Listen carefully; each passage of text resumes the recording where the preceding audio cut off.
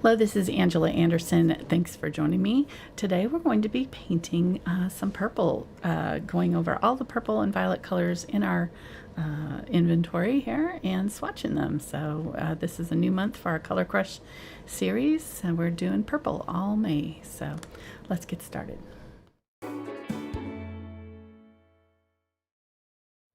Alrighty, so I've got my swatching chart out. If you've been with us for this series this year, we've already done one every month. We start out and do all of the kind of colors that we are going to be using in our paintings, and so we know kind of just generally how to mix our target colors. And this month we're going to be doing all purples, so it'll be a lot of fun.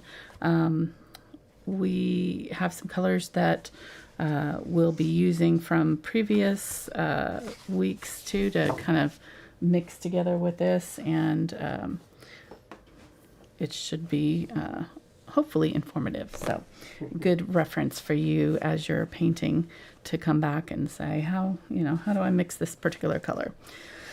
All right, what are we doing here? All right, so I've already got my color chart. I'm just using a acrylic paper for this. This is a 9x12, and I've, whoops, bumped my mic there. I have marked it out with just a little bit of a grid, and I will have this and all the other swatches that we've done in reference on my website.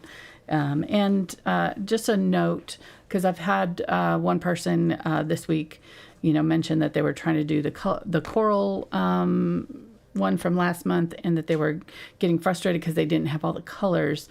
And the point of these is not to have to go out and buy colors or anything like that. It's just to use what you have. So these are colors that I already have in my inventory. I'm going to swatch them for you. You can see if you already have these colors, and you can kind of see how they compare to the ones that I might be using in my tutorials and things like that.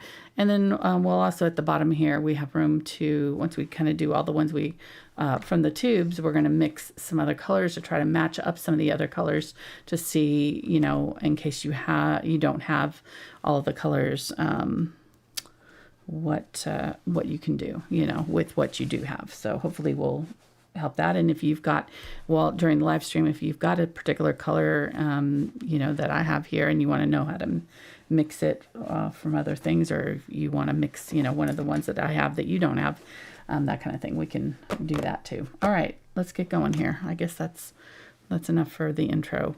If you're not familiar with our channel, we're doing a new series called Color Crush all month long. I paint with acrylics, and we do these live streams on Tuesdays, and all year long, not all month long, all year long we do a new color. And it's a new thing. We've been doing YouTube videos for years and years and years. I think this is like 12 or 13 years doing tutorials weekly, and so this is just something new to kind of, I don't know, inspire us. Try new colors that maybe, because I kind of get stuck in a rut. Purple is not a color that I use all that often, so it'll be fun, kind of, I think, for me, be informative to use it and see, different ways to mix it and things like that. All right. So what we're going to do is just go through here and put in all these colors, and I'll talk a little bit about them as we go. I got some flowers from my garden here to join us tonight too. And we're going to be going from this color, this violet color, all the way to deep dark purples and all the colors in between. It just so happened that these colors are the ones that are blooming right now. Did not plan it that way, but it worked out really good. So I want to set these guys off to the side there for inspiration. All right. So welcome. Glad you're here. I've got my husband Mark with me too, by the way. I didn't mention him. Sorry, honey. Hey there, everybody. He's just waiting. It's okay. I'm not important. Yes, you are.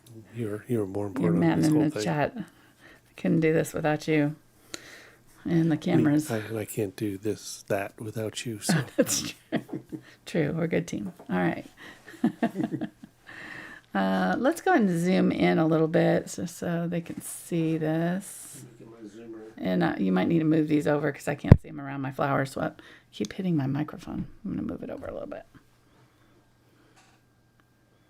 There we go. All right, I'll move this down. Can you move that over so I can see it? What over? The thing. I can't see it over my flowers. Up. There we go. Thank you. Up. Good. Right. So I'm going to start with full strength here. This is Dioxazine Purple. This is the purple that if you're going to buy one purple, this would be the one to do. And this is what I have been doing with all the other previous weeks, months. Colors is start out with the color that I typically use. And that way, this will be the most commonly used color. It'll already be in our palettes and hopefully. And I generally use the same colors in most of my tutorials just so that people don't have to go out and buy a ton of different colors. So this one is one that is my go-to purple, and it is going to be the darkest color in your, as far as value, pure color that you can get. So if you're looking for a substitute for black, so you don't want to necessarily, always do black. It's always nice to have it's called chromatic black. Dioxazine Purple in its darkest form is going to be the darkest color that you can do. Then you can always add like a little bit of green or a little bit of blue or a little bit of brown, burnt umber, or something like that to it to make it a little bit more neutralized, but it's going to make a really lovely dark black. And then you can go all the way to these really soft, softer purple violets when you add water to it. So we're going to just kind of do a gradient there. The pigment is called PV23. And the letter in the upper right-hand corner? Is golden for the brand. Gotcha. Yes. Kind of like a scientific periodic chart here. Right. And if you want to get even more fancy with it, you can even put a little square in the corner for whether it's transparent or opaque. And this one is transparent. So I didn't do this on my chart, but it's helpful to know for sure when you're mixing. What's the atomic weight? That I don't know. Okay, sorry. I haven't worked that one out. All right. Now the next color is Windsor Violet. Oh no, the cap is dried out. Let me see. It may be dried out. No, it's still okay. This is Galleria color, which is it's kind of like Liquitex Basics. It's their more student line. But I happen to have this huge tube from like literally years ago. I used to use this with my students when I taught locally. So it's probably almost 20 years old. I don't know at this point how long. I taught kids classes back in the early 2000s.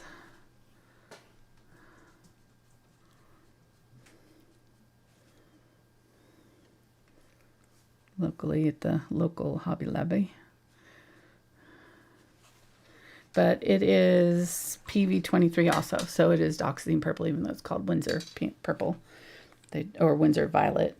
It is Dioxazine Purple, and it swatches out just the same there, which is what we would expect being the same pigment. Sometimes the pigments are handled differently, or like there's maybe less pigment in a certain paint or something like that. And that way, it might not be as vibrant in a different color, but that one looks pretty similar there. Even between batches of the same brand. Right, that's true. Some brands have a little bit of quality control difference.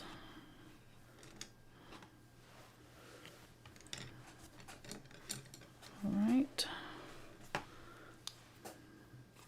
On to Quinacridone Violet. So this is a color that I have used in a few tutorials.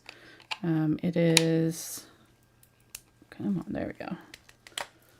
It is the close cousin of Quinacridone Magenta, which is the one that I typically have in my palette. But if you really like violets and you're going to be using this color a lot and having to mix it, then buying it makes sense. This is a color that we can mix a facsimile, but not quite get all the way there because it's super opaque, or super transparent, I mean. And the transparent colors are harder to mix because they typically, unless you have two transparent colors that you're mixing them with, but a lot of times you're to get the same tone, sometimes you have to mix in an opaque color and then you end up not having the same luminous qualities. So look at that, that's beautiful. That is Quinacridone Violet, and that's this color almost exactly of my flowers there. Super pretty and super vibrant mix, but we can get something similar to it with Quinacridone Magenta, and I'll show you that later. So I don't typically have this on my palette, even though it's beautiful. But like I said, if you're using violets a lot in your work, then it makes sense to buy it and have it, because it'll just save you time having to mix it. All right, then we've got Deep Violet from Liquitex. And this is our first mixed color. So this isn't, and all of the rest except for, well, I guess we've got a few down here that are not mixed. They're single pigment colors. Single pigment colors will be, what they say. You have one color, and that's what they use to create the paint. One pigment, and then multiple pigment colors, like this one. Ones where they've taken a couple colors, two or more, and have mixed them together and created convenience color, I call them, where like green, gold, and India yellow are both convenience colors that I use in my palette all the time. This one is old, and it's showing, it's getting, you can kind of see that it sort of was flaking a little bit as I was trying to paint with it, getting kind of globby. This one is well old, very old. One of the first professional paint colors that I bought, probably way back when. Deep Violet, and it is Quinacridone Magenta and Quinacridone Violet. So it's the two. It's this one plus Quinacridone Magenta. PR122 and PV19. PV19 is the Quinacridone Violet hue. I don't know if I mentioned that. All right, let me just set these off to the side after I use them.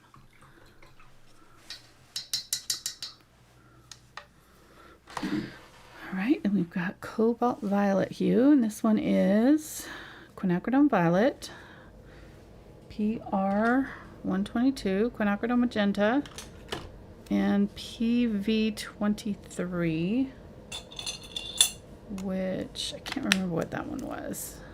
Oh, this is the, Dioxazine Purple. So I was like, I know that from somewhere. We just used it.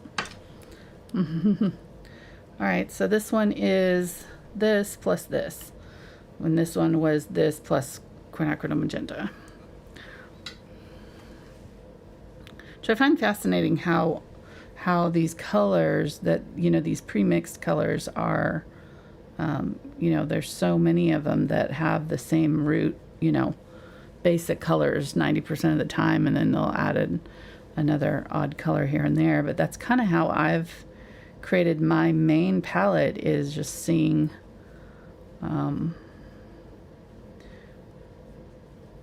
how these convenience colors are so easily mixed. There's really no reason to have to go out and buy them all unless you're like me and just want them. But I just like to have all the colors. But they are all made by all the colors we normally would have in our palette usually. All right, so that's Cobalt Violet hue. Nice And this one's saying something different than what my, where did I find it? Maybe I wrote it down wrong. Oh no, I just missed this one. PW4, which is zinc white. So I missed that it had zinc white in it. I need to write that down on here. Move this over. So back in the day, the purple dye they used was derived from Mediterranean sea snails. Really? It was a super rare color reserved for royalty Interesting. because of that. I did know that purple was a royal color and it was not used a lot in dyeing. You know, it made it real exclusive because it was super expensive. So I didn't know that's why though. Yep. It's interesting. Yeah. Because it was made out of sea snails. I wonder if they're extinct now. Do we? That would be like humans, right? I didn't go that far, but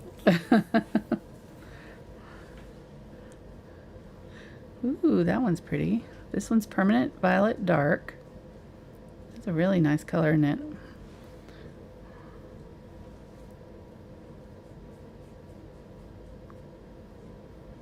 Really pretty undertones in this one. This one is PB60 and PR122, which is Indanthrone Blue and or Anthraquinone Blue. Let me see what they're saying. Indanthrone Blue and Quinacridone Magenta. So this will be one that we'll try to replicate. I have an idea of how to get it. I don't without using Indanthrone, so we'll see. Because Indanthrone is one that is not normally on our palette, so we'll try to mix it with something that's already on our palette usually. Oh, I was off camera there. Thanks. Appreciate it. I am Appreciate Johnny the on the heads up. spot there. Huh? I noticed that you would be off camera the last one you're doing. I said, okay, remind her when she's done. Yeah. And then I had a really super awesome fact you. to throw out there that was more important about snails.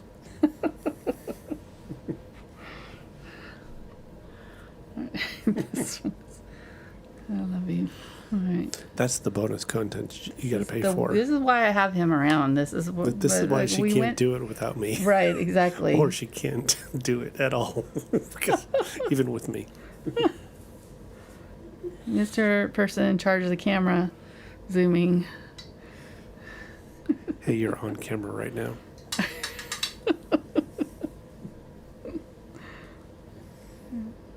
Okay. All right, so this one is permanent maroon. This one's not technically a violet. Kind of falls more into the reddish tones, but I don't know. I decided to go ahead and throw it in here because it's sort of in the violet range. We're going to have some other ones here coming up that are real close, and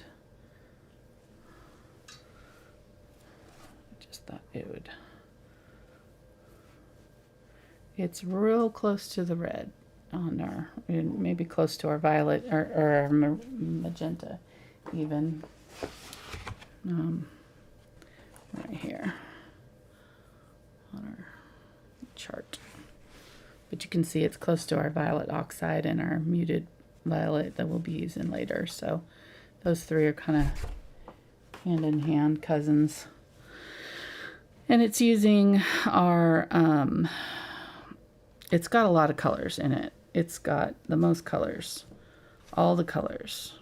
So it's got Quinacridone Burnt Orange, Quinacridone Magenta, Quinacridone, Phthalo Green Yellow Shade, and Transparent Red Iron Oxide. So that is a lot. It's got a lot. So it's got orange, orangey red, like a burnt sienna, right? And then it's got Quinacridone Magenta and green, and the green's to mute it. So it probably could have gone with our magentas actually, but it's fine. We're doing it here. because it's a color that I used to use a lot. I used to really like this color because it was so unique and beautiful. And I'll show you how I mix that. I kind of do a cheat on that and mix something similar. And we'll see how close my cheat is to what, like if I saw that color, I know what color I think I would start with and try to mix it with, and we'll see how close I can get to it without knowing even, if I didn't know what was in it already, which I'm not going to pull out 12 colors to try to mix that. That's ridiculous. Like, nobody's got time for that. I'm sorry. But I guess if you needed that color and you didn't want to have to mix it with 12 colors, maybe it does need 12 colors, and we do need to buy it because we don't want to have to, don't want to mix it. Whatever. You know what I'm saying. It's cheaper to buy one tube than 12. But then you would have 12 other colors to do other things with. It's true. It's true. Don't know what you would do. Well, I'm just saying if you didn't have the 12 colors I that, see. you needed to mix it with, and then you didn't want to have to. Okay, so this one's muted violet. This one is, oh no, wait, I've got this on the wrong spot. Glad that didn't go on there, right? Because that is not where I need that one to be. Work. What I got are we on doing? the wrong girl. Okay. What kind of show is this? So while you do that, I'll come up with another great fact. Okay. It's on there now. Yeah, it's on there. That's fine. It's fine. It went on really translucent. Okay, so this is this one, and then this one. Okay, and then this one and this one. So there's only... Let's get our things in order here. This one's muted violet. Okay. So there's only 2 flags in the world that use the color purple. Oh, okay. Let me think. Color purple.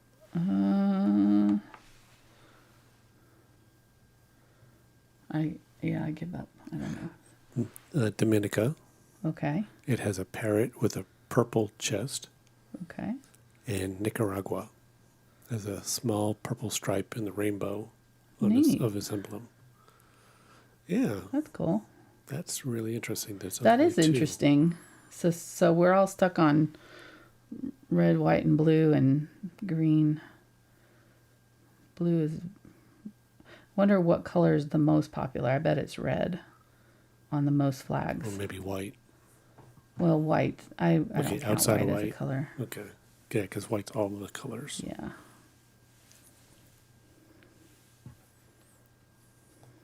And yellow, I guess. See a lot of yellow on flags. Okay, this one's muted violet. This is even prettier than this one, isn't it? It's much more on the closer to violet, true violet. I really love the muted line on the Liquitex. I bought them and then I didn't end up. I was gonna do a video on them, like swatching them and talking about them when they came out, like 4 years ago or 5 years ago, whenever it was, and then I never did. So. Okay, so this one is PV23, which was this one, the Dioxazine Purple. PB153, which is the Phthalo Blue green shade, I believe. Oh no, 15.4 is green shade, so maybe it's red shade. And then PR206, which is... What is PR206, honey? Do you know? PR206. I think I looked it up, but I can't remember. I'll look it up. PR206. Quinacridone Burnt Orange. That's what it is. Quinacridone Burnt Orange. So this one probably, because that pigment was discontinued, PR206. So that may be not even a color that we can get anymore. I don't know. I guess I should have looked that up. I've had so many of these for so many years. Okay, so this one is, sorry, yeah, I know, I stole your thunder there. Didn't, I just... Are you still typing it in? Hold on. Well, I just happened to have it over there and saw it. PR206 is Quinacridone Maroon. Quinacridone Burnt Orange, yeah. No, maroon. Right here, PR206 on the tube. But that's not what the intrawebs say. They're wrong. Ooh. Maybe maroon is the base color. We'll see. But And it is discontinued. it is, yeah. The muted violet is discontinued.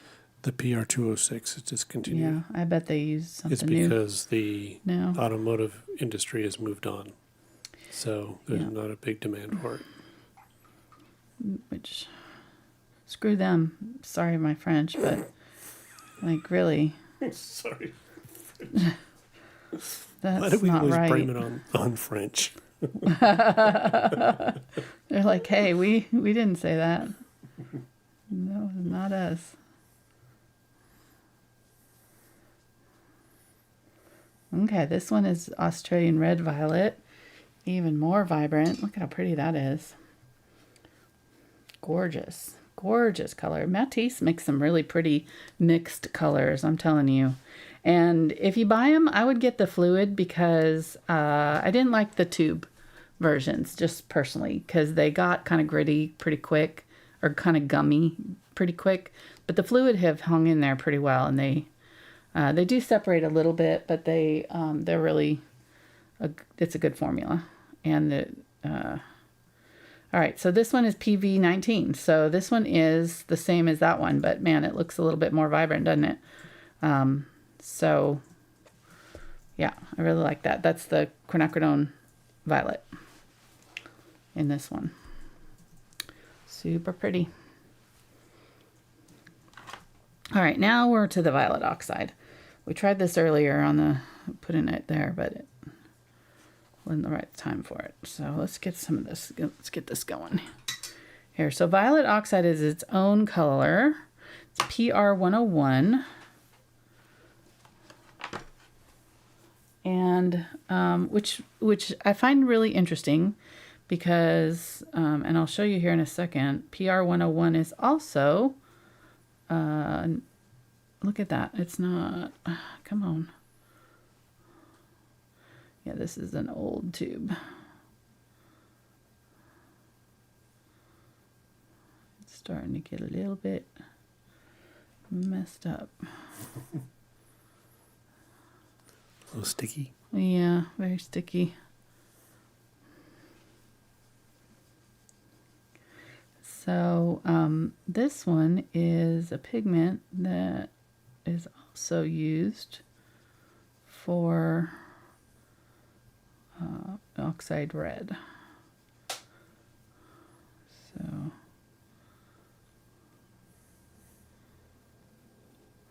I think just like burnt sienna and burnt umber are both the same pigment. I think just, you know, this one's probably the way it's processed, if it's burnt or cooked or, you know, whatever. Oh, so this could be burnt purple. Yeah, could be burnt purple. Burnt violet oxide. Instead of raw But purple. the transparent red iron oxide is the same pigment as that. Isn't that weird? And look how much more red that is. So, All right, you're going to be off camera for your next watch. okay, thank you. It'll I'll shift. move it over. Okay, so then this Titan Violet Pale is the violet oxide plus white. So, and that violet oxide I've had for a long time. I used to use it as a shadow color. When I used red, I would do red. For a while there, I was painting like these red trees a lot. I get on these kicks.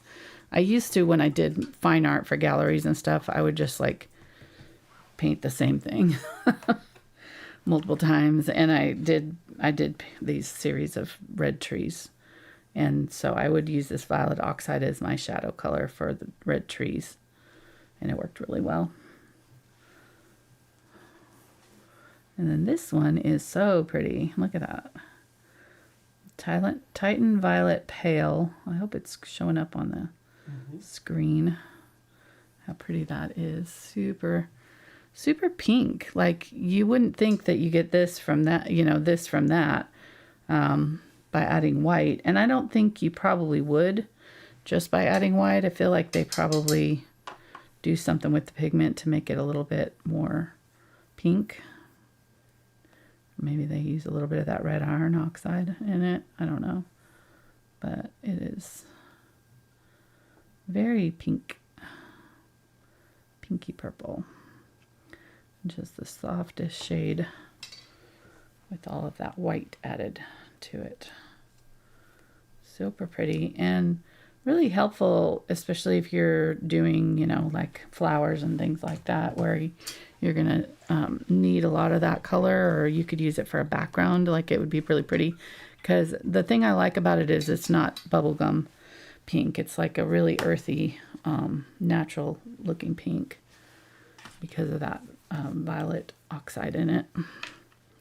And then this one is Ash Violet, which is a similar, on a similar vein. It's a little bit deeper.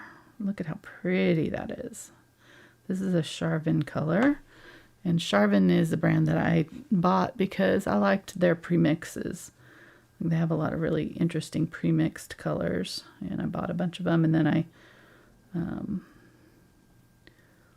didn't love the, I don't know.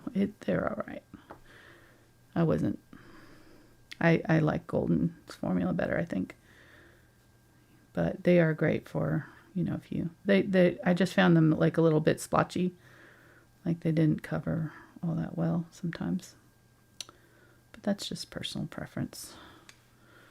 They're really pretty colors. And this one is white and Ultramarine Blue and PR 101. So it's this plus Ultramarine Blue plus white. So it's basically this plus a little bit of blue. Plus a little bit of Ultramarine Blue. So we're going to try to mix these two with other colors and see if we can get something similar. It should be fun. Challenge. It's always a challenge to mix a color that is a single pigment color, because those typically are difficult to match. All right, so we're gonna have Liquitex Quinacridone, Medium Violet. I think the rest of these are in order. Brilliant Purple, and then Ultramarine Violet, like that. Okay, here we go. Quinacridone Blue Violet from Liquitex. This saves so much time having these pre-written out. I need to do this every time, if I remember. I spent an hour in here before the show just getting this all together. Saved a lot of time. This and other stuff. Pulling all the colors and consulting my charts and looking up the pigments and all that stuff. It all takes time. But once you get these charts, it's so helpful. Because especially if you have a color in a picture that you're like, you know, that you see like this color or something, and then you know that you've got a color that's similar to it, or that you know how to mix it because we've already mixed it and we have the formula down here written down. So that's the whole idea behind swatching. It's not really intended to be done a certain way. It's just for your own reference. So whatever is useful to you, and especially using the same color, or, you know, the colors that you already own, and familiarizing yourself with them so that you know how to mix them when it comes time. You know, you don't have to waste time in frustration, you know, trying to mix the perfect purple. You'll already have done it ahead of time and have kind of an idea of where to start to get something similar. All right, so there's Quinacridone Blue Violet, which is Quinacridone Violet on, it's like phthalo blue, red shade, and green shade. It's Quinacridone Violet, blue shade, and violet shade, I guess. Or, you know, red shade and violet shade, but this one, or blue shade. But anyhow, this one is Quinacridone Blue Violet. So it's the same pigment as that, but just a little bit more blue. All right, and then we've got Medium Violet, which that one was great. I used that one for an iris painting, and the iris was this color, and it was so helpful to have that pigment to draw from. This one is called Medium Violet. This is a mixed color with 4 colors. So it has a lot going on. The thing with these mixed colors that I will say is that they're a little bit more unpredictable as to how they're going to mix with other colors. So if you have this color and you want to mix it with a yellow, say, to get a neutral gray, because there's all these colors in here making it up, sometimes it can do unexpected things or even get muddy if you mix it with the wrong thing. Or if you don't know what's in it and don't know that, oh, the green in this is going to mix with the whatever, the red and make it look brown instead of whatever you want it to look like. I don't know if I'm making sense there, but that's why I generally have mostly just single pigment or like 2 pigment colors on my palette, because they're more predictable for mixing, and 90% of the time I can mix what I need just from those. Okay, so this is Magenta, Quinacridone Magenta, Dioxazine Purple, Titanium White, and Burnt Umber. Right, so that one should be a fairly easy one to mix for us. And it's really pretty though, really nice. Like, just, this is what I kind of think of as like purple when I picture a purple in my head, and this probably, well, no, this one's more violet, I guess, more blue in it. But I don't know, like when I picture purple, that's kind of what I picture there, is like a little bit towards the red, kind of in between these two, is what this one is.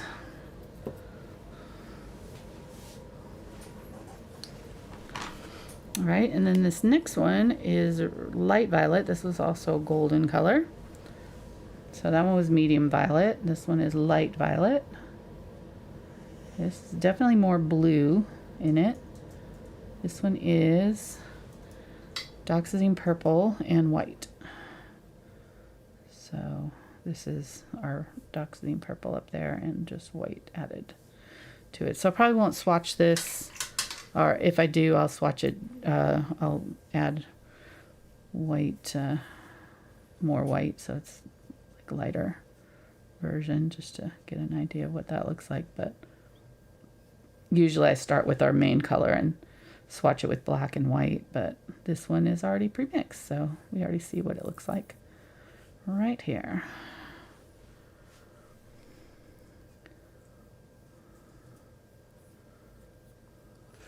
So while it's not common, some people do have naturally purple eyes. Yeah, Elizabeth Taylor did. Kind of a albinism. Yeah.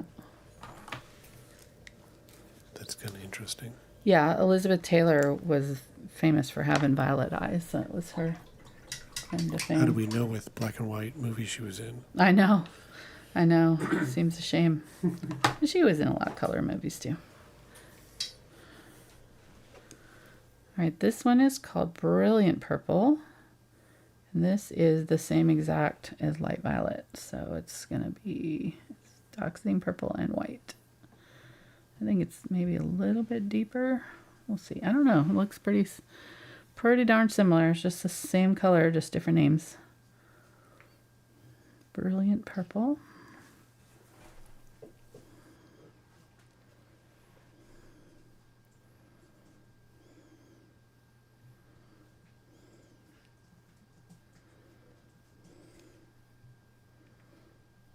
It reminds me of that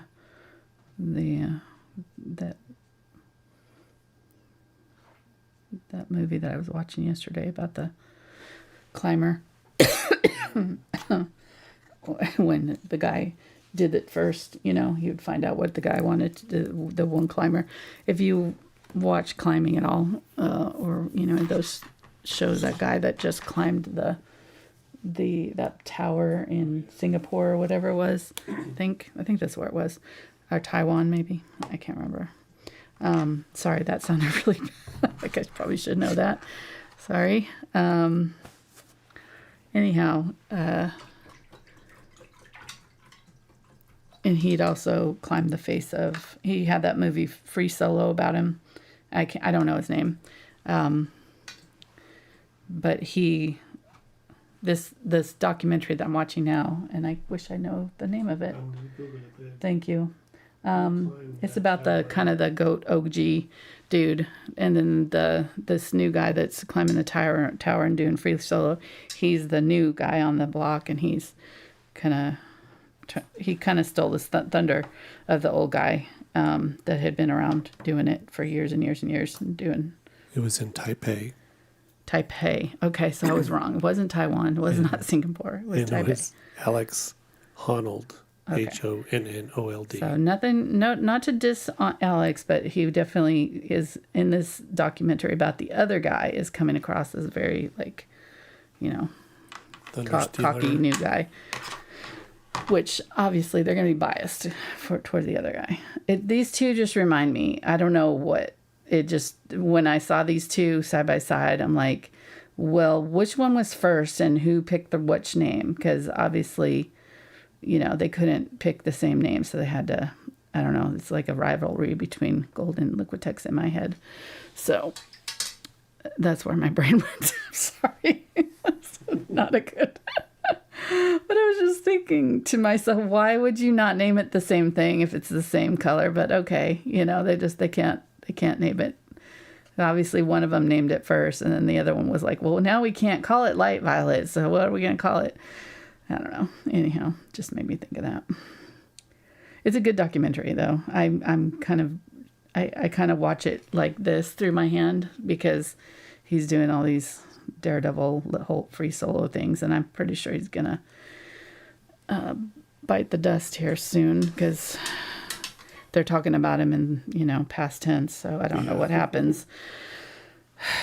Yeah, I do find it fascinating because I'm really afraid of heights, and I tell Mark, like, I'm fascinated that people do that for, like, as a choice. I feel like there's got to be something a little bit off for you to want to do it, especially the free solo stuff. I understand doing it with clips and stuff, but just to do it, I don't know. Anyhow, that's just me. All right, this one is Ultramarine Violet. Back to what we're doing. Painting. Sorry. You're not here for my commentary on rock climbing? Okay. And slacklining? Whatever. What? And slacklining? Yeah, exactly. Free soloing. Oh, jeez. All right, so this one is Ultramarine Violet. The reason that I don't use this color is this exact problem here. Look at how streaky it is. It's super transparent, and I think it's in its natural state. It's very, very translucent, like just super easy. So it would make a particularly good glaze. If you're not wanting to glaze, it's just, I can't get it to lay down. Even I can't get it to go dark. So it's just being really particular. And I'm getting all these streaks in it no matter what I do to try to minimize the streaks. And you can see all these other colors that I have not had this problem with. So it's not the technique. It is the color, 100%. Because I'm doing these all the same way. So this color just streaks. And some colors do. You could see it with the Violet Oxide, the Cobalt Violet. Hue was doing it. Ash Violet was doing it. I really don't know why, but some pigments just don't want to lay flat and go on smoothly, and this is one. It is a gorgeous color. It's really rich, beautiful purple. It's definitely not the color on the tube, though, is it? I don't know if mine's gone off, because you look at what it used to look like when I first swatched it. Where is mine? No, Ultramarine Violet. Yeah, I mean, it looks different, doesn't it? It looks darker. So it's almost like it's off camera. Gone off. That's the original. It's off camera. Right there. Okay. That. And that. It doesn't look the same, does it? That definitely looks like this. So I don't know if something happened to it in the tube. It's gone. Let's squirt it all out. See. Yeah, I mean, it may be in the middle, maybe not. Not as, what, I don't know if it's just, it might have been from the cap. Here, I'm just going to squirt it out right here. Oh, it does look like, oh, look at that. Yeah, so right around the top. I wonder if it oxidized. It probably did. Like the one right around the cap there. A new color. Ultramarine Violet Oxide. Yeah. Well, because if I get it from down here, it's definitely, oh man, much more purple. That's crazy. That's wild. Science. Yep. So, again, another reason why I might not want to use it. Because who wants to deal with that? So over time it'll just oxidize on your painting? I guess so. Yeah, well, yeah, I don't know if it would change on the painting. I would guess it probably would. That's wild. Ultramarine is usually a stable color, though, you know. Like ultramarine blue is one of the most stable. It's not, it doesn't change. So just trying to get a good, smooth, thinner color of it here. All right, there we go. Well, that was interesting. So ultramarine violet, we got it closer at least to the unoxidized version, or I don't know if that's what it happened there, but sure seemed like something happened there. Well, let's see if the Winsor Newton does the same, because this is the same exact thing. So this is PV15 is the color. I'm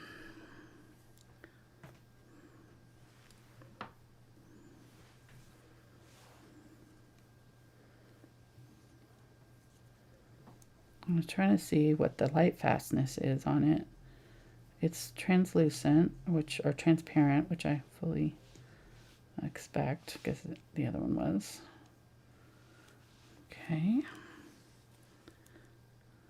Light fastness doesn't say.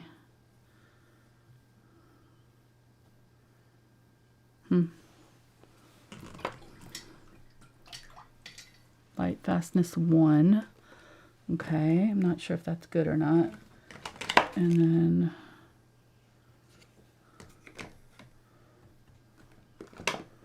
yeah, I guess it's light fastness 1 is the best, because the titanium white is light fastness 1. So don't know, it's just weird. Okay, so here's ultimate. Yeah, so this is the color that I would expect it to be. So golden, I might have to see when I bought that, because if it's a newer color and it's done that, that's not good. This, I know the ultramarine violet here, this Winsor Newton one is pretty old, pretty new. I got this, I think, last year or the year before, so I don't know. I think the golden one has probably been around a little bit longer than that. But it's not one of the oldest ones that I've had, though. I don't think I've had it very long. I haven't had it for like 20 years, like some of these colors. Which I just need to do a painting and use all these colors, don't I? You know, like just get rid of them, because they're not doing me any good just sitting in my thing not being used. True. I just need to pull them out and do a huge color chart, just cover the whole wall. Our next studio, just squeeze out all these tubes and just smear them everywhere. It would. All right, so that's a much prettier color. That's much more. I've been off camera the whole time, hon.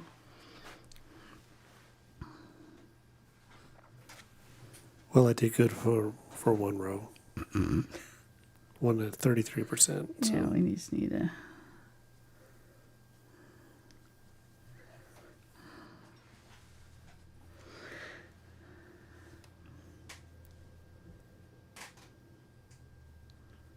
Okay, so this one, PV15, is the pigment on that one. That's gorgeous, isn't it? It's so pretty. Okay, I'm going to move my camera over. so I don't go off camera anymore. And then the last one is actually a blue, but it is so much in the violet family that I'm going to put it on here. It's called Smalt Blue, and it uses Dioxazine Purple and Carbon Black and Ultramarine Blue. So it is Ultramarine, Dioxazine Purple, and Black. It's called Smalt Hue. So a really pretty translucent purpley blue.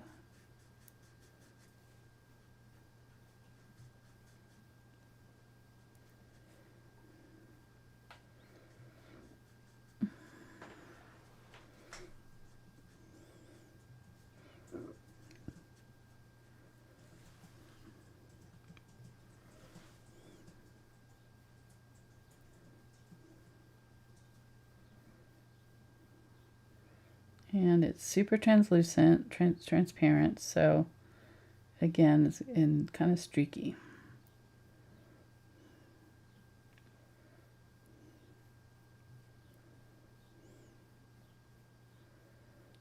Even as a glaze, I don't know how well it would do because you're going to be fighting these little streaks the whole time. But if you want that, then, you know, it's fine. It's just... some of these colors are just like, oh my gosh. Yeah, but really pretty. Pretty, pretty, pretty. So that's the most blue of all of the colors. And that's the end of our kind of mixing, or our straight from the tube colors. And I'm going to put these all back on our tray except for the purple. I'm going to want the purple. And I'm going to want... might do the Quinacridone Violet.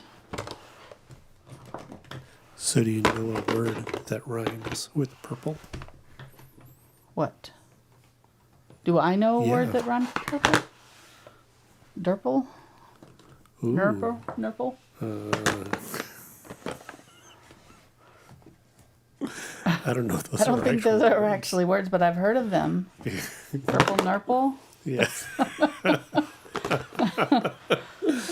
Yeah, back in my high school days, yeah, I heard that. Fair enough. Okay.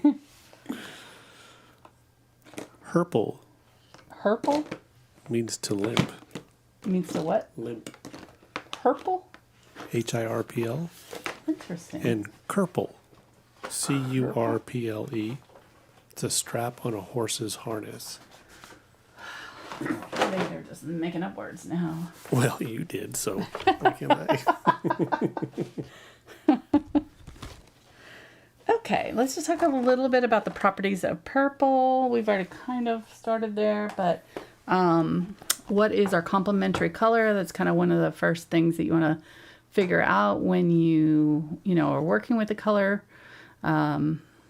It helps you to know, just with mixing and all kinds of things. So our direct opposite on the color wheel is going to be yellow.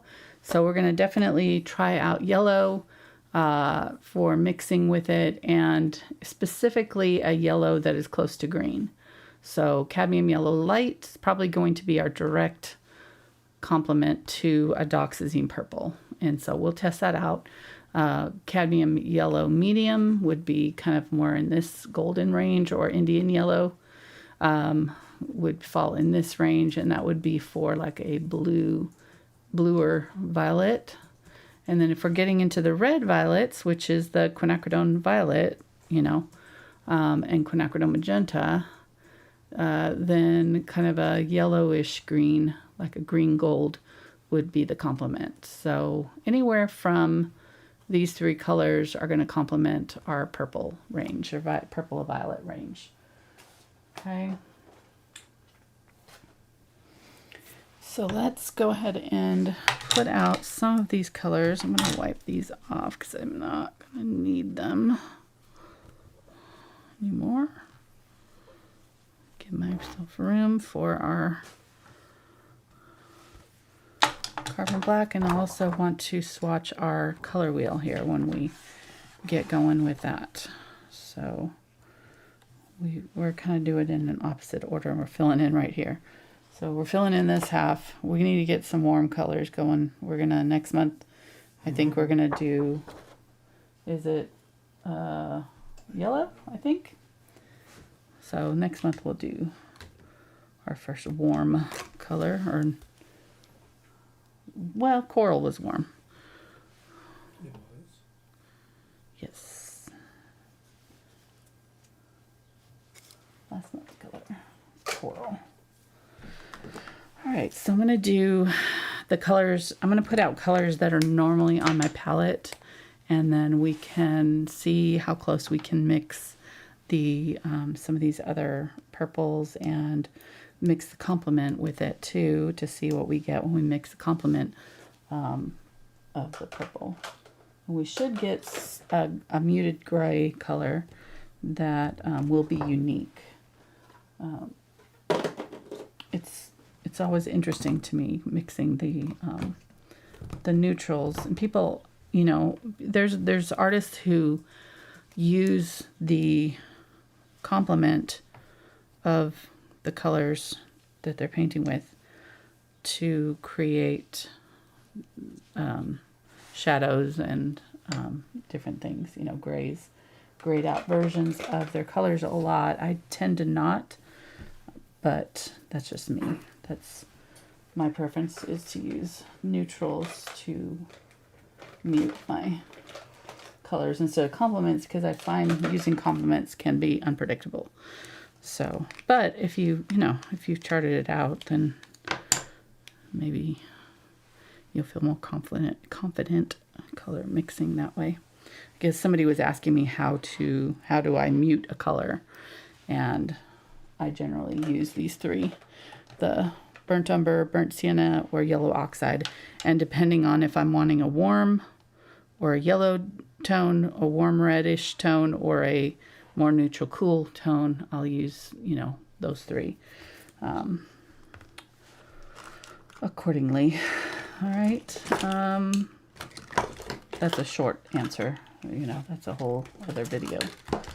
I thought, honestly, if we're liking this Color Crush series and want to continue it next year, I thought what might be fun is to do next year, do like 1 month do analogous color scheme, and then another month do a complementary color scheme, another month do a triad, another month do grayscale, another month do, you know, something like that. So it might be interesting to take it to the next level next year and to continue this series in a new way by having kind of a themed color scheme each month. So let me know in comments if that sounds interesting to you. Sounds fun to me.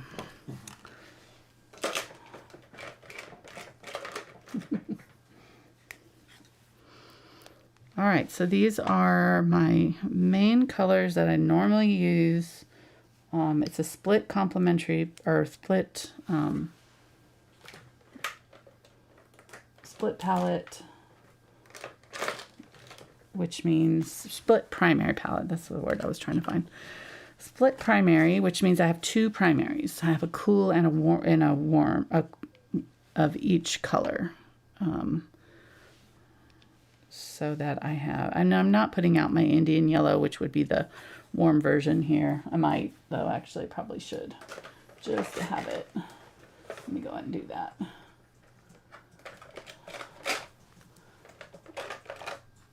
Just because we might need it for comparison. So, or warm yellow. The cool yellow would be the Cadmium Yellow Light. And the way you find out which one is cool and warm is whichever one is closer to your coolest and warmest. So the coolest is cyan, warmest is fiery, bright orangey red, Cadmium Red Light, Cobalt Teal, or Phthalo Turquois, something like that, would be our pole opposites: cool, warm. So anything closer to that color is going to be the cool version. So if I have two yellows here, Cadmium Yellow Light and Cadmium Medium, Cadmium Yellow Medium, or Cadmium or Indian Yellow Hue, you can usually tell just by, you know, looking at the palette, okay, that one is there and this one is this one, right? Then which one is closer to the cool color and which one is closer to the warm color, warmest. Those are your two poles. So now I know my Cadmium Yellow Light is the cooler version, and my cadmium or my Indian Yellow is my warm. And same thing with blues. You know, if I have a Phthalo Blue here and a Ultramarine Blue here, my Phthalo Blue is closest to it, so it's the cooler. My Ultramarine Blue on the other side of it is closer to this one than the Phthalo Blue, and so it is my cool blue. Violet, same way. My red violet is going to be closer to my my pole, my red. So it is going to be my warmer, and then the violet, regular violet, blue violet are going to be cooler colors. Okay, so you can do your whole palette like that. It makes it super easy to figure out on your palette how things are going to mix, because colors that are closer together on the palette that are cool or warm are going to mix more vibrant colors than the opposite side of the color wheel. All right. And we'll see that with our purple. It'll make more sense here as we get going here, because our purple is going to be really interesting how different purples get mixed by using blues and reds that are either warm or cool. You get very, very different purples. I think purple is one of the hardest colors for beginners to mix for that reason. It is, I think greens are pretty, there's so many greens. You can't go wrong with a green pretty much. You do get more muted greens with Ultramarine Blue than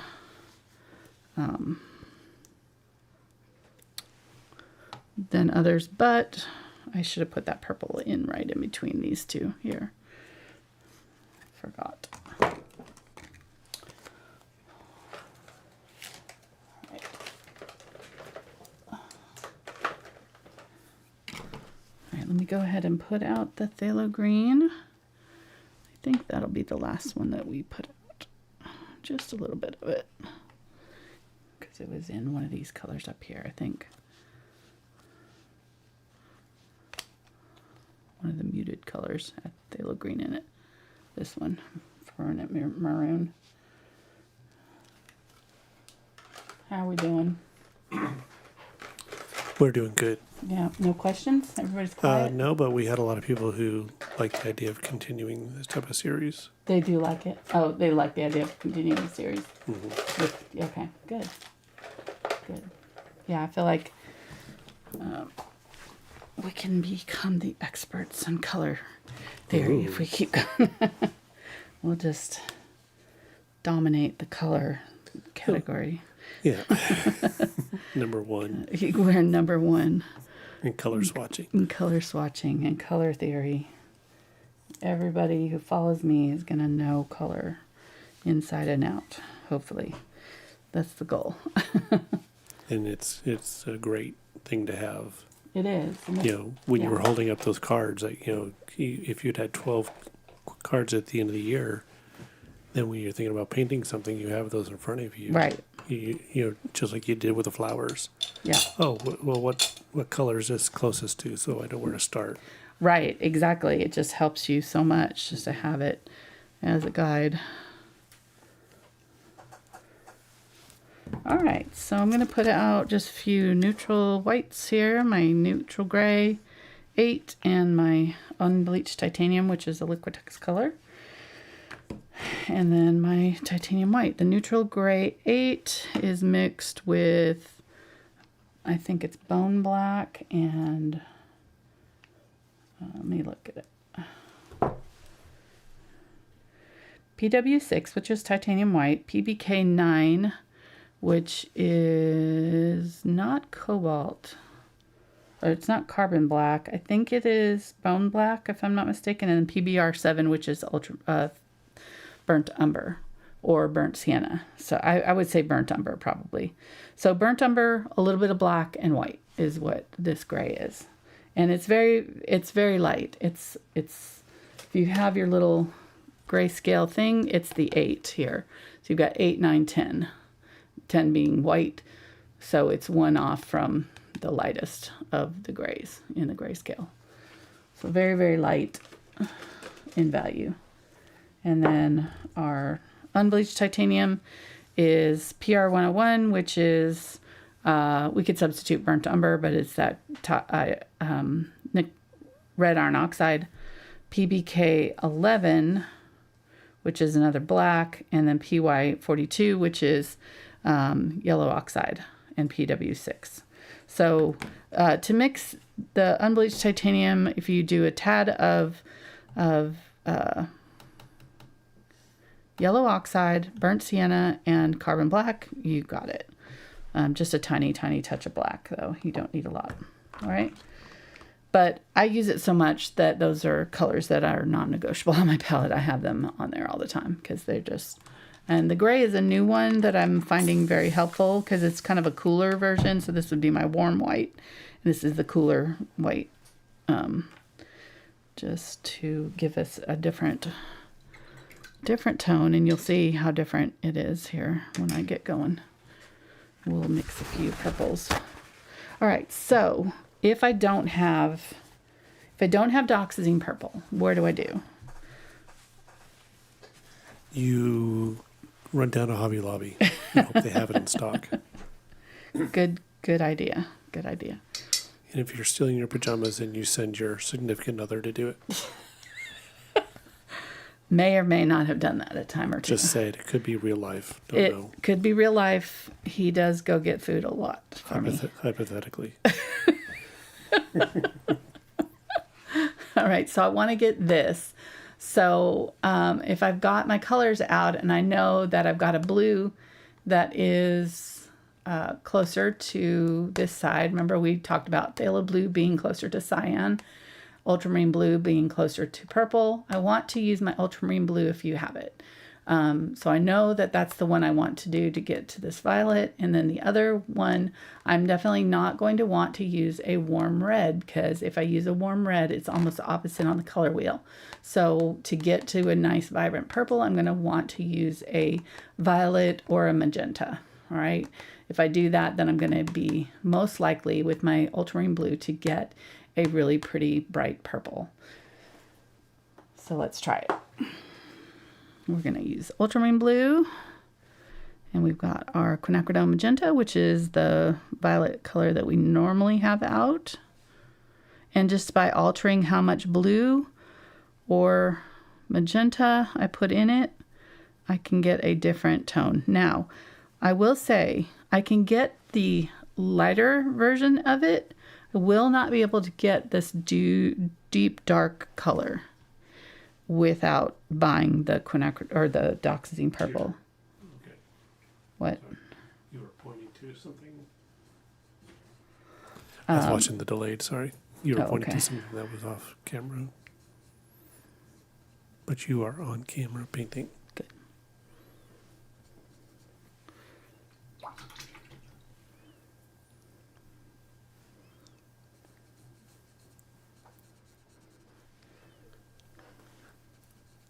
I'm watching the Storm Chasers. Are we going to get it nailed here? Well, Reed Timmers in Clarksville headed north. Oh, okay. He's headed this way. He's going up towards. Interesting. Where's the place where the Elk are? Ponca? Yeah, he's kind of headed up from Clarksville that way. Mm-hmm. We may begin some storms here in a little bit. Hopefully we'll quit before In a couple hours. they hit. Yeah. All right, it actually is darker than it looks in the palette, so it did pretty well as far as darkness, and it's almost spot on, right? I mean, maybe a little bit more violet, maybe a little bit more of the Quinacridone Magenta to get it exact, but you don't have to buy that is the point.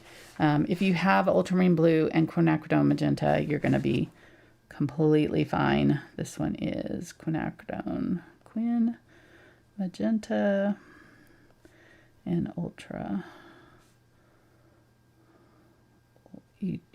UTRA Ultra Marine Blue. Okay. So, if I want Quinacridone Violet, if I don't have Quinacridone Violet and I want a reddish violet, I'm going to use,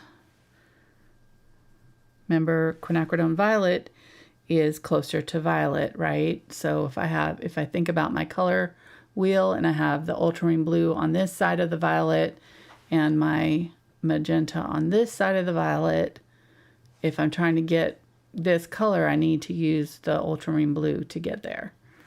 So I'm going to use the Quinacridone Magenta and just add a little bit of this color that we just mixed to it, that Ultramarine Blue. And I should be able to get a color very similar to my Quinacridone Violet right there. Right? We're just using our knowledge of the color wheel and knowledge of how these colors work to get these colors figured out. Really close. Maybe a little bit more magenta, so I could maybe add a little bit more of the blue to it to get a little bit more closer to a violet tone. But one thing I will say is it is not as vibrant in the undertones. It is muted slightly because of that blue. It's not as rich. It's not as red. Like there's kind of a glowy redness to that. That's maybe not coming through. You can see it in the Australian Red Violet too. Those two are the same pigment. It sure is close though, and I don't think in a painting with a bunch of other stuff that you're going to be able to know the difference. So this is again why I don't buy. I should say I have it. I did buy it. What am I talking about? I don't recommend buying it if you don't have it. If you don't, if you're not going to use it often and it's not like your favorite color. If it's your favorite color, buy it by all means. But you can mix it really easily. 2 colors right there. Boom. And you're good. Now, if you're doing a whole painting with this, maybe do buy it. I don't know. That's just, that's up to you. But just saying, so many of these colors.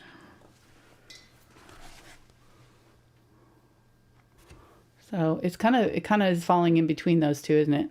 So I could use a little bit more magenta to get it closer to a red, or I could add maybe a tiny bit of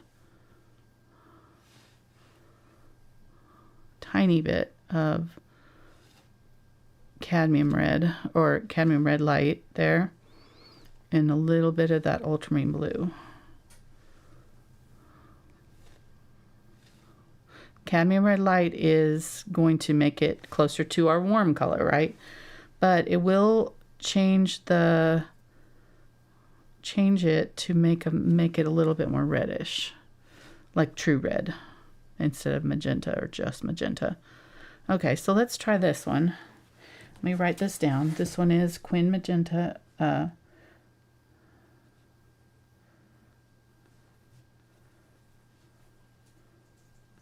ultramarine again.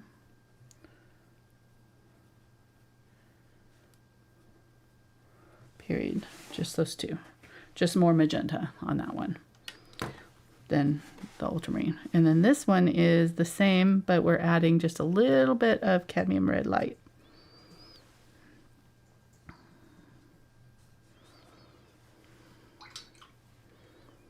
Before we add our ultramarine.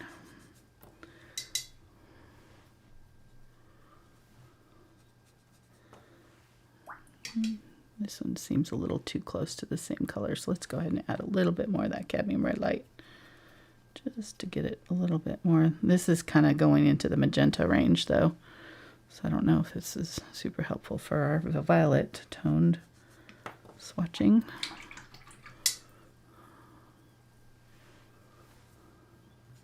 Let's add a little bit more blue.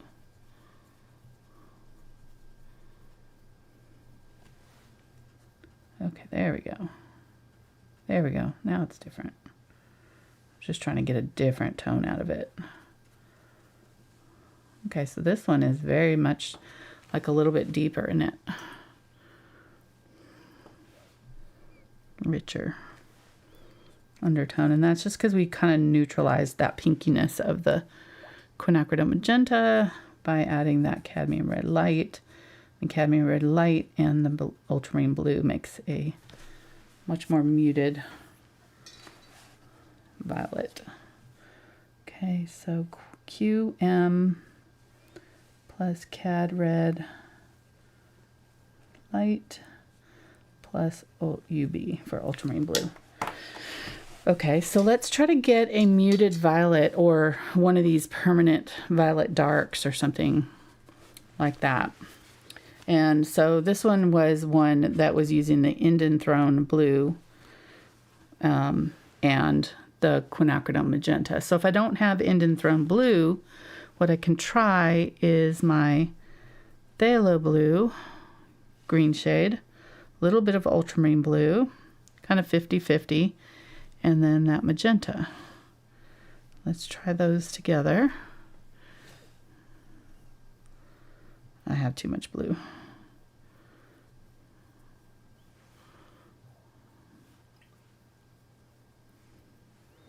But that's really pretty. Let's go ahead and use that as a swatch.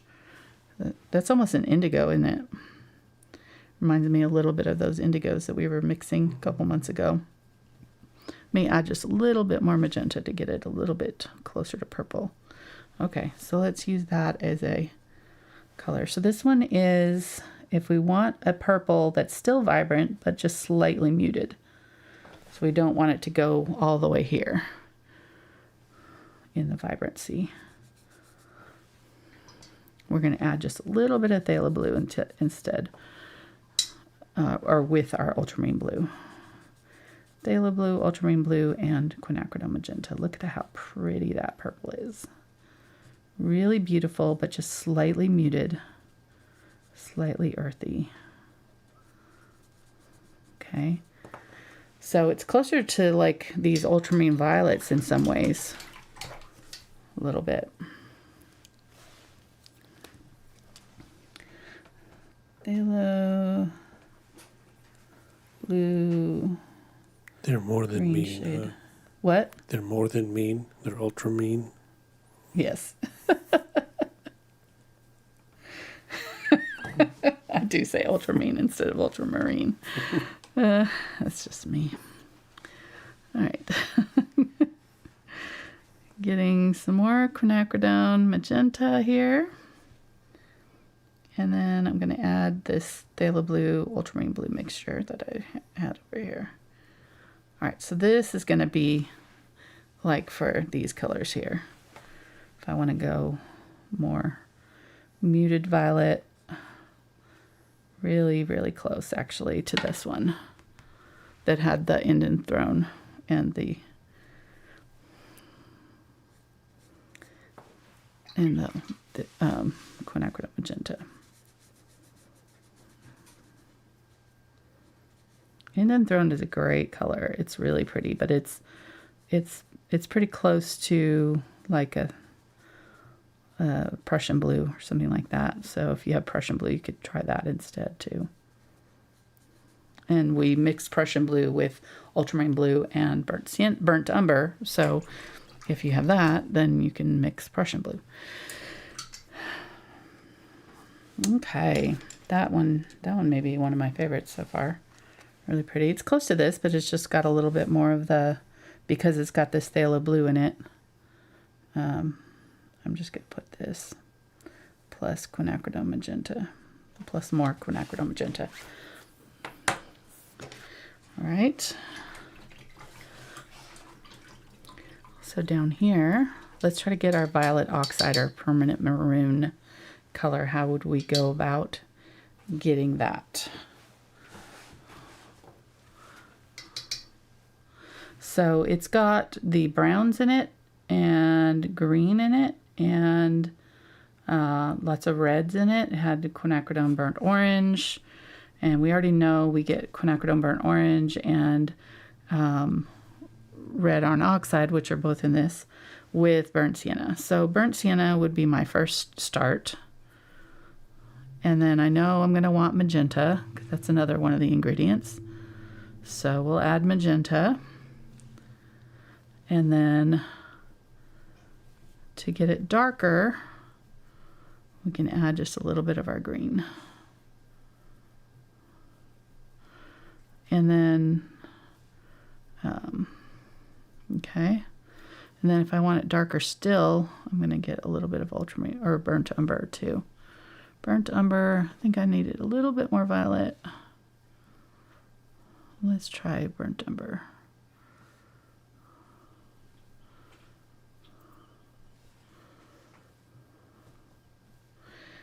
I can tell this is kind of too orangey, so I'm going to try mixing it again, but this time I'm going to just use burnt umber instead of the burnt sienna. So burnt umber and quinacridone magenta. I think there's a little bit of ultramarine blue in there. Okay, that's closer right there. Quinacridone magenta, burnt umber. Boom. Yeah, we're real close to that. Maybe a little bit more magenta.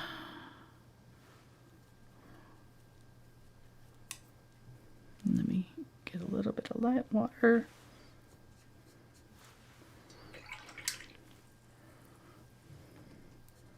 And then if it's too vibrant, you can always mute it with a little bit of that green that we used in the other one. But this is pretty darn close to what I see up there with that permanent maroon. Burnt umber has a lot of warm tones in it too, even though it's not as red as burnt sienna. It can still make some really pretty mixes when you mix it with a violet tone.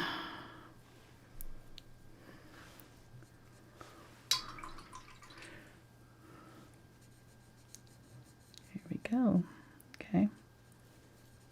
And it's kind of reddish, so if I wanted it to go a little bit more purple, I could add a little bit of blue to it as well.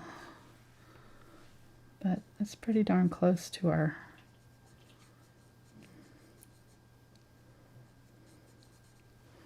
permanent maroon there.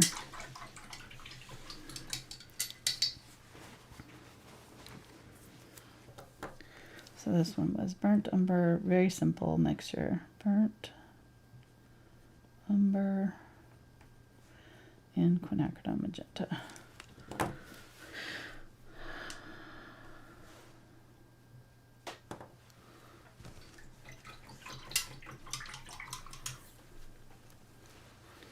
And then if I want this muted violet, which is like a little closer to an actual violet or purple, then I'm going to add that blue, and that will take it to a violet. So I'm going to add the ultramarine blue, which is my color for making violet. So ultramarine blue, burnt umber, and quinacridone magenta. Here we go. And I'm going to try this again with a different blue and see if we like it better. And this one is closer to, I think, the violet oxide than the muted violet. This is a really nice equivalent, though.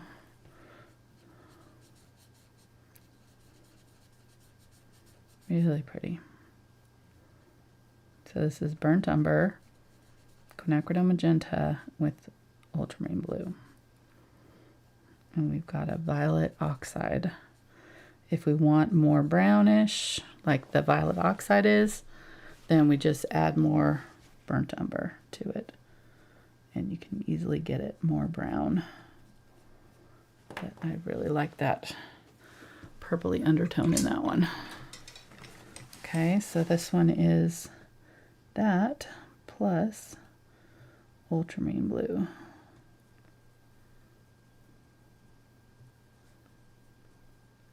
Okay, so let's see what happens when you mix two colors together.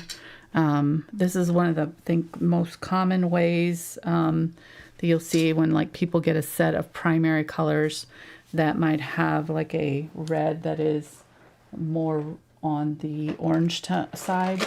So you get a primary red that's like a cadmium red medium, say, which is kind of right in between my magenta and my cadmium red light here. And then you get a blue that is on the cool side. So you get a blue that is like a phthalo blue. Uh-oh, I'm losing paint colors flying off. I don't know where Mark went to. He's not in here. All right, getting more magenta there.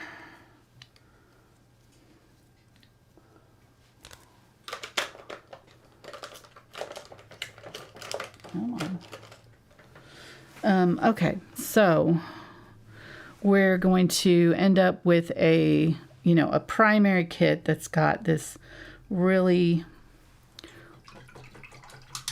vibrant primary blue and a primary red like that. That's kind of on the orange side. You got a cool blue and a warm red, and when you mix them together, you're going to get kind of a muddy grayish color. It's not going to be purple. It's going to be brown. Do you see that on the palette? I don't know if you can tell. Let's go ahead and put it on our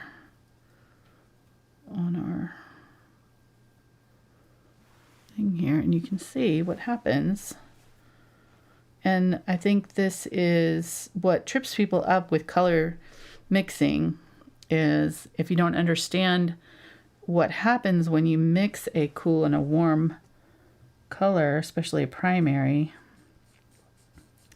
Instead of getting purple, I'm getting a green here.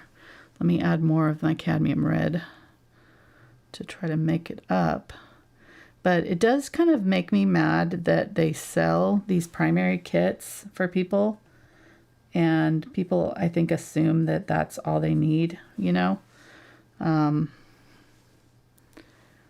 to mix all the colors that they're going to want. And then they're rudely, in for a rude awakening, because, my goodness, we are not getting anywhere near a purple here. This is still blue. Let me get more of my cadmium red. Try to add just a little bit of this color. See if I can get anything even close to a purple. I'm just not going to be able to. It's just going to go gray on me.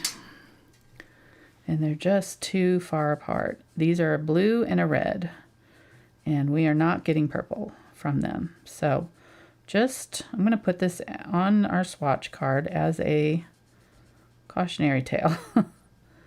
No, couldn't be any more different from the blue and the purple that we used here, or the blue and the red that we used here, right? My goodness. And this really upsets me for beginners, because they think, well, blue and red make purple. Why is this not working? And they think something that they're doing is wrong, and it just has to do with the warmth of their colors that they're starting with. So this one is Phthalo, Pea Blue, green shade, plus Cad Red Light, or Cad Red Medium, which is right in between Cadmium Red Light. This isn't even the warmest of the reds, and you see what kind of mud we're getting. Now we can get a really pretty muted purple with Phthalo Blue green shade if we add our magenta, which is closer to purple. So it's closer to the phthalo blue and it's closer to purple in between them. It's not as far close to the side. And this is actually one of my favorite purples to do because it is a very natural looking purple. Like, it's not as vibrant as this one. We used it over here with the Ultramarine Blue, but this is just the Phthalo Blue and Magenta without that Ultramarine Blue, making it even more bluish. So look at how pretty that is. And the only difference between this and this is that we're using a cool red to mix it. So I'm using a magenta instead of a cadmium red, a warm cadmium red medium. Only difference. And look at how pretty that purple is. My blue is still a cool blue. So Phthalo Blue green shade is not going to get you this vibrant purple because it's closer to cool, but it still makes a really, really pretty purple. And it is a little bit more earthy, a little bit more natural, probably closer to this Ultramarine Violet. And it goes really dark too. Look at how dark that is. It looks really nice. I really like it. This is a pretty color, and this is a color that I use in flowers a lot when I'm doing like purple tone flowers for the dark parts. I like it because it gives it a little bit different. It's a little bit less in your face. And if I add just a little bit more blue, it goes a little bit more. I'll add some more blue and do another swatch here. This one is Phthalo Blue, Pea Blue, green shade, plus QM. Okay, so let's add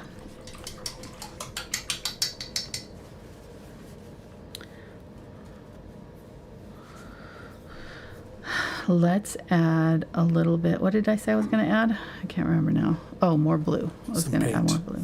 What? Some paint. Yes, that too. Okay, so this is if I add a little bit more of the blue to my quinacridone mixture. No, that's too blue. Phthalo Blue is tricky to mix with because it will take it all the way blue really fast. But you're going to get a color that's actually real close to Ultramarine Blue. These two together, if you don't have Ultramarine Blue, make a pretty decent dupe for Ultramarine Blue. That really purpley blue.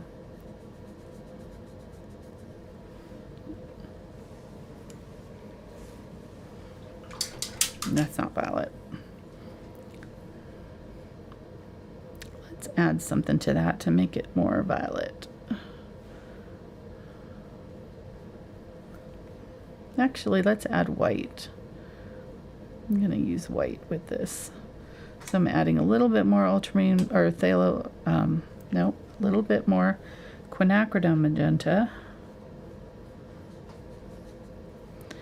and some white.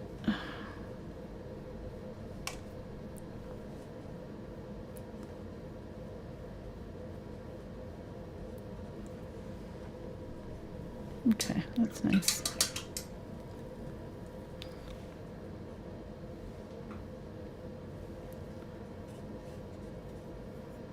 Yeah, that works.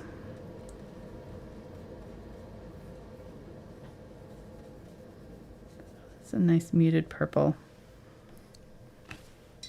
That white added on the blue, definitely on the blue side. This plus white. All right.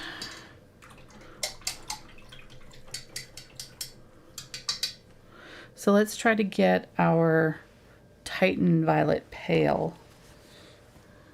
So going back to this color, which was Ultramarine Blue, Burnt Umber, and Quinacridone Magenta. So Ultramarine Blue, Quinacridone Magenta, and Burnt Umber. And then we'll add white to it. So that got us this color. This is actually a little bit more purpley version of it, which I think I want to put down just because it kind of reminds me of this one here. Well, did we do it already? No, that was red. That one's with Phthalo blue. So that's this color plus more magenta. Ooh, that's pretty, isn't it? That's definitely different. We haven't done this before. So it's like this plus more magenta.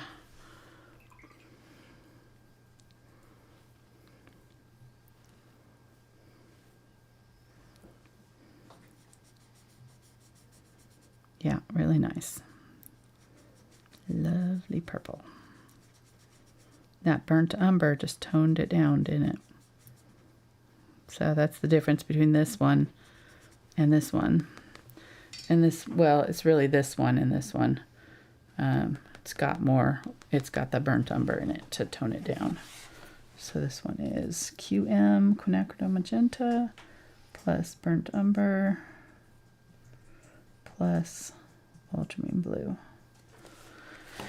All right, so let's take this color, because I think this is going to get us closer to a Titan Violet Pale, which we said that this Violet Oxide was close to this one if we added more brown. And I was saying when I was talking about it that it feels like that one has more pink in it. So I'm going to start from this more pinkish version and see if we can get this Titan Pale, and we might have to add more burnt umber to it to get it there. But I'm going to just add that color that I just had. Look how pretty that is.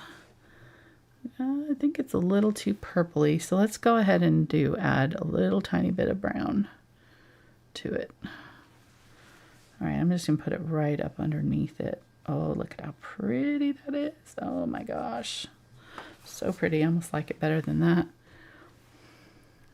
And I think if I added a little bit more of the burnt umber to it, I'll get it. Or maybe even some burnt sienna to try to get this ash violet. Right? Look at how pretty that is.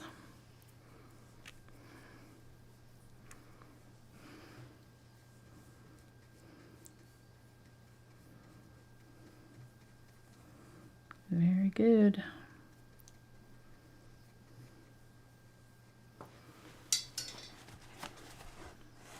It's definitely more violet. This one definitely is more muted. So I have a trick for that one. So this one is the QM plus BU plus UB plus white. And to get it closer to that, this is where these come in. If I want it more blue, I'm going to use my gray. If I want it more yellow, I'm going to use my unbleached titanium. And I want mine more yellow. So I'm going to use the unbleached titanium, add it to this pale pink, and I'm going to get a color almost exactly like that. Look at that.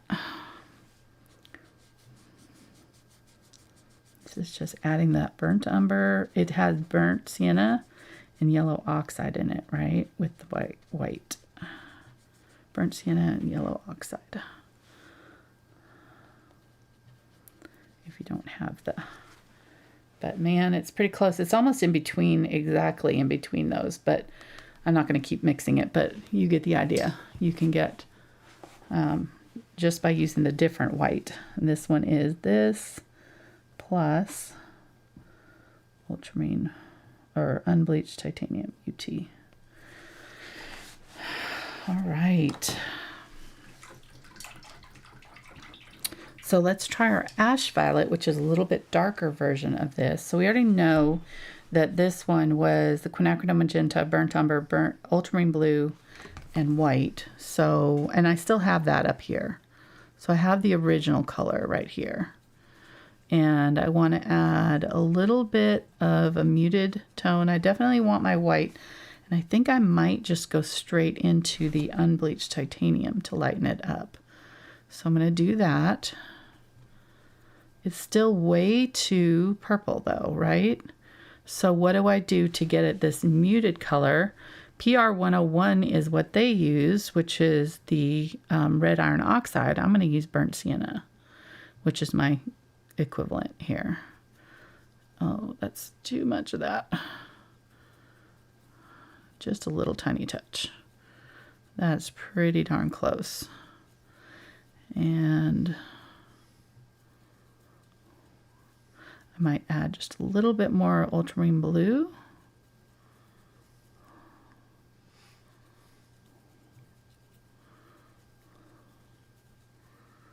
Okay.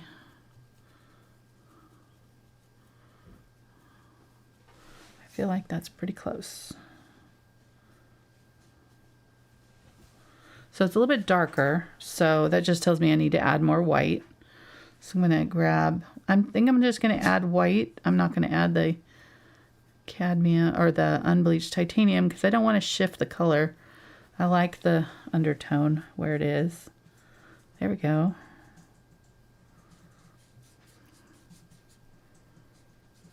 Good.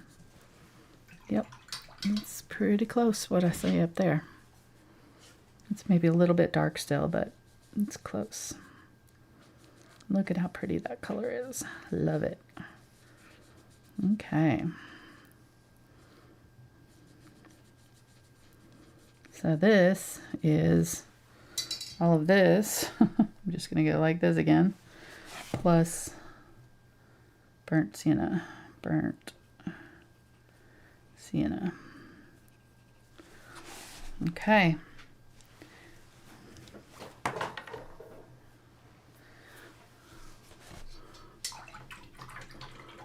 Yeah, it's this one is kind of in between these two. So if I added more of the white, I'd get it closer to that, but I like this. This is nice. And that also tells you why you do buy the pre-mixed colors sometimes, because it can take a minute to mix these colors, and if you're going to use a lot of it in a painting, you don't want to have to go through this every time you do, your painting, especially if you're doing backgrounds and you want continuity, or you're doing large painting and you're going to be using it over and over and over again. Sometimes it's just nice to have that color as a convenience so you don't have to keep mixing it. All right, but it's not that hard, but it does have a lot of colors in it. It's one of the more, it's got ultramarine blue, burnt umber, quinacridone magenta, and then 2 different whites, and then burnt sienna to get that, so we definitely went on a journey to get there with that color. All right, is there any other ones that we want to mix? I feel like these ones are just white plus it. Let's see what happens when we add purple and blue and black together, and I'll make my color chart thing. So I am going to use the quinacridone or the Dioxazine Purple, on my color chart for my purple color, which goes right here. So I'm just going to fill that in. This is laminated, so it doesn't really cover very well, but I knew I was not going to be able to get through an entire year with this if it was on regular paper. It just wasn't going to work. Something would have happened to it, and then I wouldn't have ended up with something that looked any good. So just doing it like this. On yours, you can just do it on regular cardstock or something. Print it out. Paint these in. I'm going to have to probably do 2 coats on here because I can't get it to cover.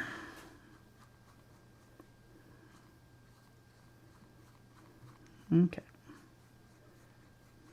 Get it as close as I can. All right, I'm going to add white to it.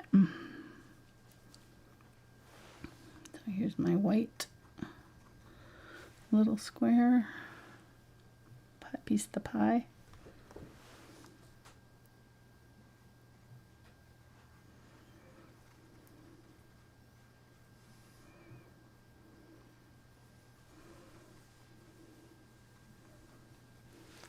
Time. Oh, we're getting almost to 2 hours. Wow, I can't believe we've been going that long. It's crazy. You've just been having fun. I have. It's been a good one.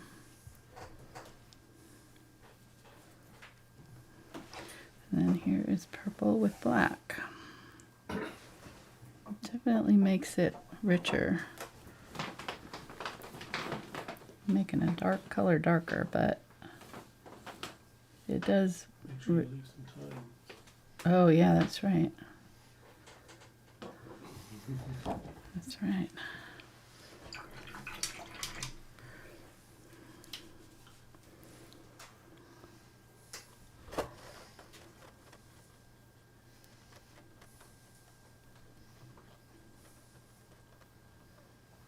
Okay, there we go.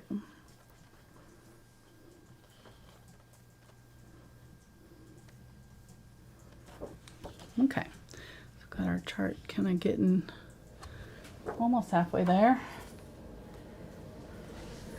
So let's go ahead and put our purple black mixture on here on our board, because we've done that with all the other ones. And then I do want to mix up our complement. So I want to get that on here and see what happens when we add yellow to this purple. That's really pretty though, adding black. I'm going to show you also another color that I like to add for greenery.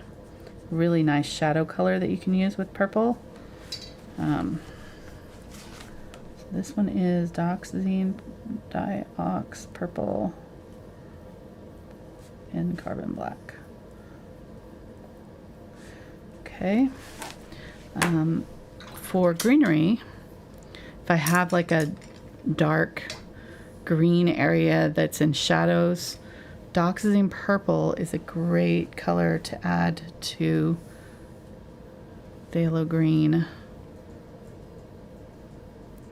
And it just makes the most wild, deep, greenish black. And I'm going to add kind of maybe 50-50 here. Yeah, there we go. Just want it to start turning kind of green. It was staying purple there for me. Yeah, it gets this really pretty bluish undertone. There we go. All right.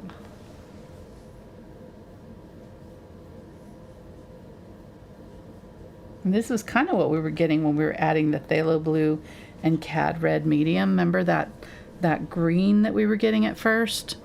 This is real similar. Look at how pretty. You can see the purple under there. That's what's wild. Like you can still see the purple, but it is definitely like a greenish blue. It's just a great shadow color for foliage and things. It's wonderful. Really pretty. So this one, Diox Purple and Phthalo Green yellow shade. And if you add it to blue shade, you'll get even more blue tones coming out. But I think I like it the best with the green shade. But play with it and see what you've got, and you know, see what you like. And again, if you don't have Dioxazine Purple, use your Quinacridone Magenta and Ultramarine Blue with the Phthalo Green. All right. There was one other thing that I was gonna mix. Oh, the complement. Yep. So let's do that. So we said our complement to the Dioxazine Purple was going to be Cadmium Red Light, right? I could already see just pulling it out what it's doing.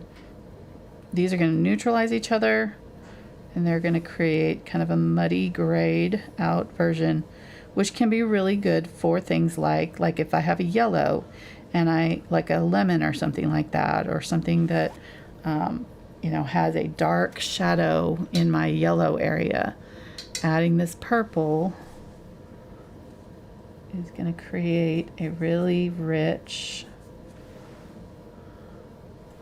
brown, gray, muted color. This almost reminds me of the violet oxide, doesn't it? Look at how pretty that is. If you're looking for gray, if you're looking for a bright purple, you're going to be disappointed with this mixture.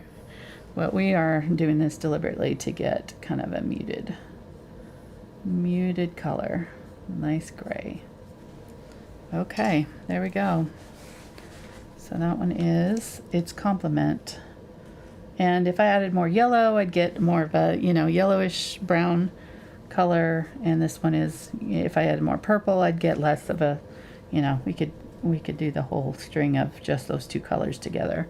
And if you're interested in that, I would definitely say do it. Get it on paper and do a whole string. So this one is Dioxazine Purple and Cad Red Light. No, Cad Yellow Light, sorry. Have I been saying red this whole time? I hope not. Cad Yellow Light.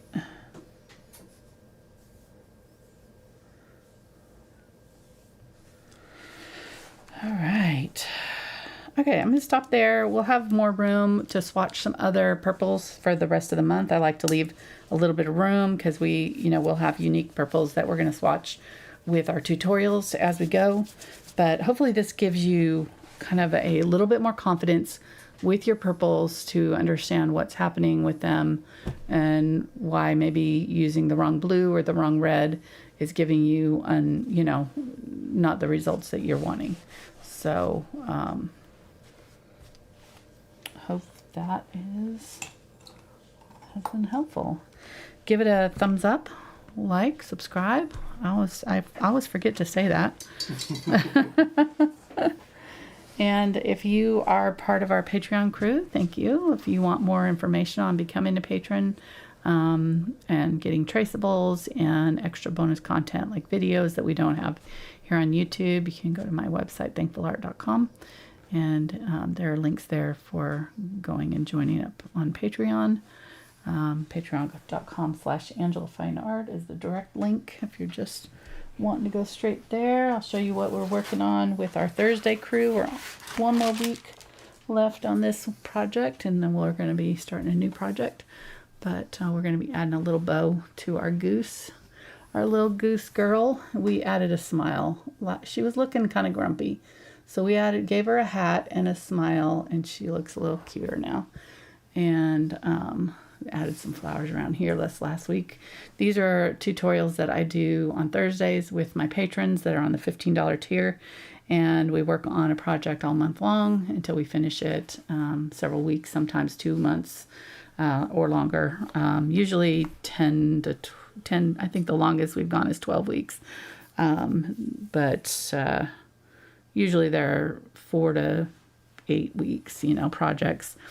And that way we can do a deep dive into some more, complex subjects. And we talk a lot about design, make design choices, color choices, and things like that, and make edits as we go along in the process. And you get to see all of my decision making and why I make the choices that I make, good or bad. But because we're doing it week to week to week, we have time to fix things if we see things that we want to change. Usually by the end, we're pretty happy with it. So it's been really fun. I have a great group of patrons that join me for those live streams, and then all of the old tutorials are also available at that tier, so you can see all the past ones that we have. There's dozens and dozens of projects that we've done over the years, hundreds of videos that are only available through that Patreon tiers. So, okay, that's it. Oh, yeah, forgot. It's not it. It's time. It is time to do our artwork reveal. These are the little mini brands masterpiece. Zuru is the brand. And there's these little, I don't know what, these remind me of my childhood with the little things and the machines that used to beg my mom to get every time we'd go for Mexican food. There was always at the grocery store or whatever. It drove her crazy. If I found a quarter on the street, it was going into the machine. 100% of the time. Either that or the candy store down the street. But All right, so these ones have these little mini artworks in them. We've had one every month. I have one I bought 12 of them, so I had one for every month. Uh-oh. Yeah, this one is I got myself stuck. Let me start from this side. Again, find a little, there's usually a little, there we go. A little rip tab. There we go. Okay. Oh, that's satisfying, isn't it? And the crinkly stuff. That's like ASMR. Here we go. Ready? Pop.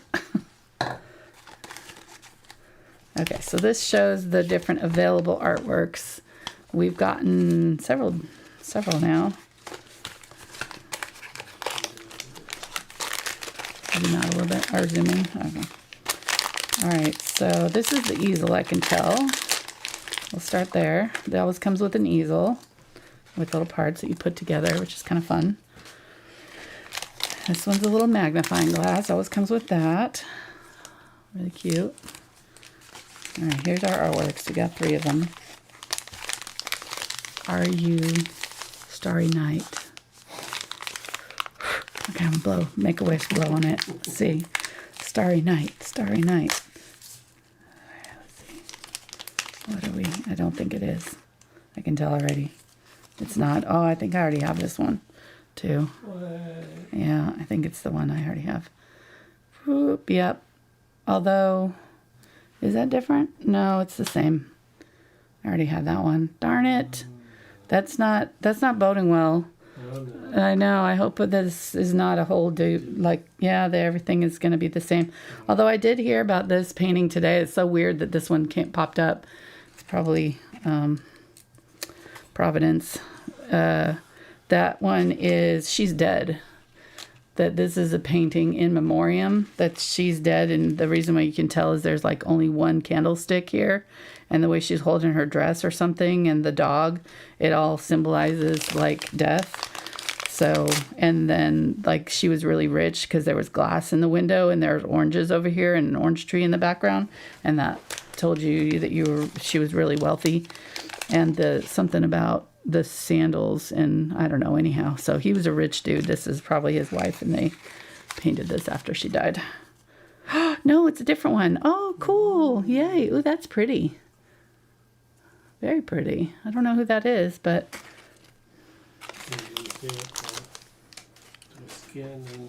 Okay. It's like 3D. Yeah, it is. Yeah, they're all like 3D kind of painted. Okay, here we go. Here we go. Let's see.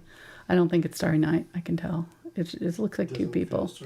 I think there's 2 people there. So, let's see. Oh, that's a Gauguin. Nice. Girls on the Beach. Tahiti. He did a whole series from Tahiti. I studied him when I was studying Van Gogh. He and Van Gogh spent time together. So this one is titled Fuji from Kawaguchi Lake. Oh, so is it the guy that did the wave painting? Is Famous Hiroshi wave? Yoshida. Yeah, I think that is. So, very cool. All right, very fun. So we got 2 new ones. Yay. So far I've only gotten 2 duplicate. I've got 2 of these and 2 of these. So. Not too bad. No, not bad at all. I'm pretty happy with that. Very fun to get a Gauguin. I like him a lot. Very fun. Okay, guys. Well, thank you guys for hanging out with us again on our adventures in color.